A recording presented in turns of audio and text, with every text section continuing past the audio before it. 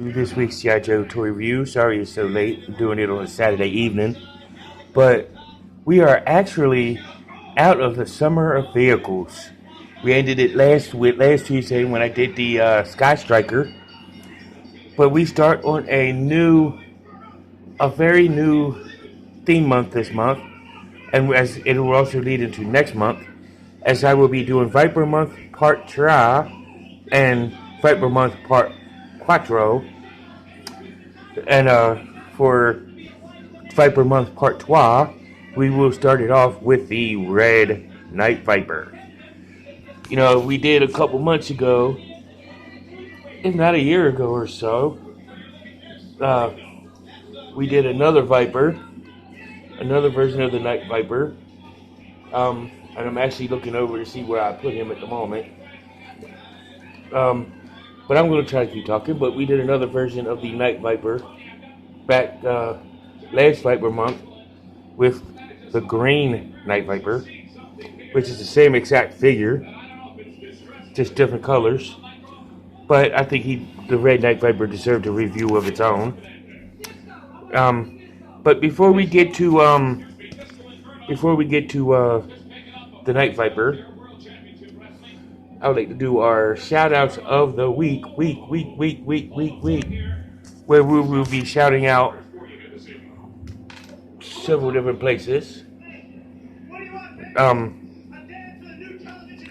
Starting with Back to the Media. Oh yeah, Back to the Media. We got this, buddy. We got this bad boy. Where Back to the Media does a lot of video games and whatnot. And they are located at 41 South Loudon Street here in lovely Winchester, Virginia, in the lovely Walking Mall, where I was at actually earlier today. And Back to the Media, you can find them at their website at www.backtothemedia.com or email them at backtothemedia@gmail.com. You also find them on Facebook, Twitter, and Instagram. It's a picture of one of the walls they got with their video game stuff in it. And while you're in the neighborhood, head over to see my man Jack and Charles at Time Traveler Toys and Collectibles at 115 South Loudon Street. And you can also go into my archives and go back in time and look at my walkthrough of Time Travelers. And you can see everything they have and whatnot. And go ahead and check them out. And for comic book needs, you can go to 4Color Fantasies at 80 Weems Lane and check them out. You get new titles, back issues, role-playing stuff, collector supplies, gaming cards, and whatnot. So go ahead and check them out. And if you need mental health issues, here is Robert C. Brown at Healing Grace Community Counseling Services, reaching heart, changing lives. And at the end of this video, I'll add more to it, to my thoughts of mental health issues. But see Robert Brown, he's a very good guy. You know, his address is 133 West Boscawen Street, which is not too far from my house. And he's suite number 10. So go ahead and check him out. But let's go ahead and look at the Night Viper by doing the file card, where it says Cobra Night Fighter, codename Night Viper. File name various. Primary military specialty, night infiltration and sabotage. Secondary military specialty is infantry. Birthplace, various. And I'm glad they put various on the file card because he is many different people, many different everything, many different birthplaces, many different ages, sizes, shapes, you know. But it could even be a male or female. But it says every Night Viper wears a helmet that is a miracle of electronic miniaturization.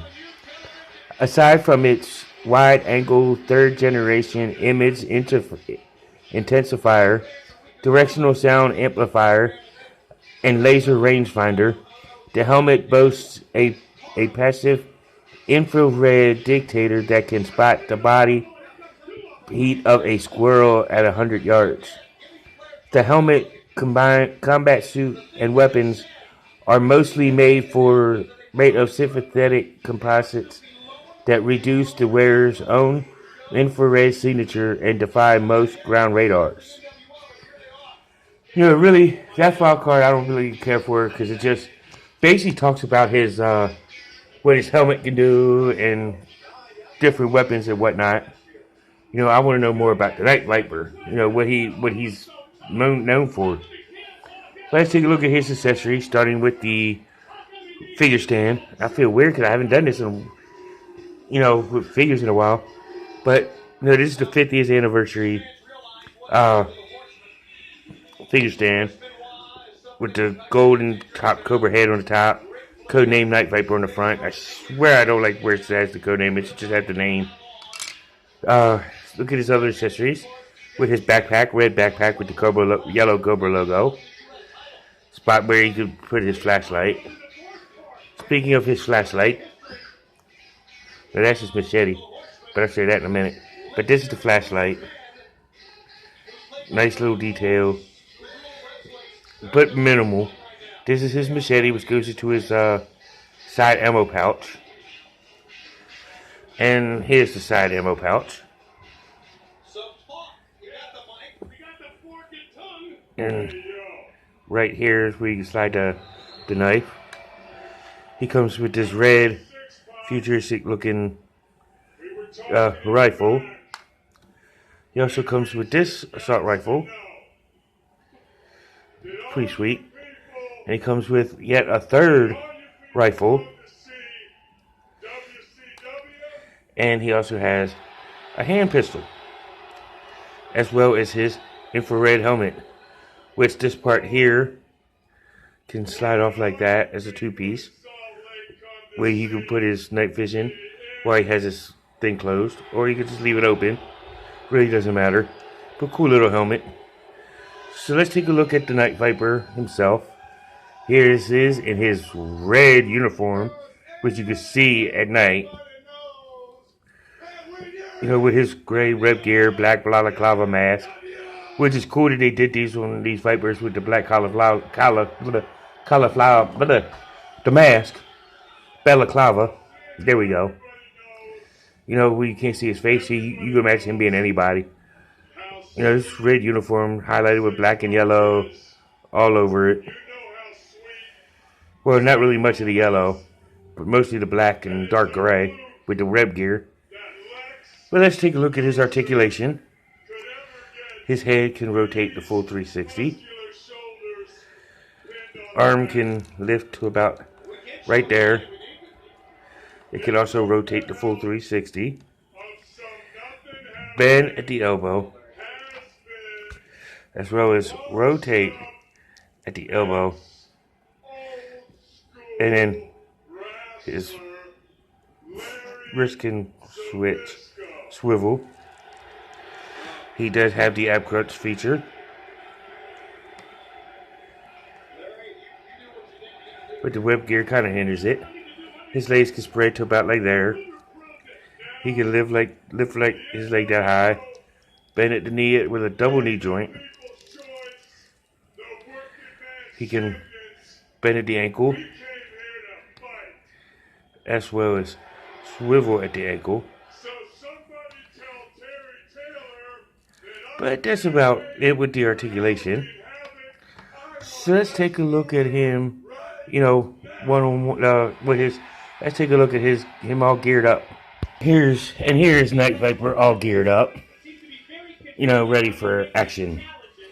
But he made his first cartoon appearance in the green uniform in the 5-part Deke miniseries of Operation Dragonfire in the green uniform. Never showed up in the red. He was in the comics in the 90s, 80s and 90s, I believe. I think, I'm not sure, but I know he was in the 90s and upper 100 and into the 100s of the Marvel comic run. But of course he was in the green uniform. But in the red uniform, he made no comic and appearances in the original run or in the technically the G1, even though it was two separate animators for G.I. Joe and the G1 regime of the cartoon in the red uniform. This has been a very, very beautiful figure, though. I would do it as middle tier. Normally, I would do top tier for this guy, but red is not a nighttime color. Unless it's more of a darker red. But this kind of like medium bright red, it just takes away from it being top tier because he would be so noticeable. This is a great action figure.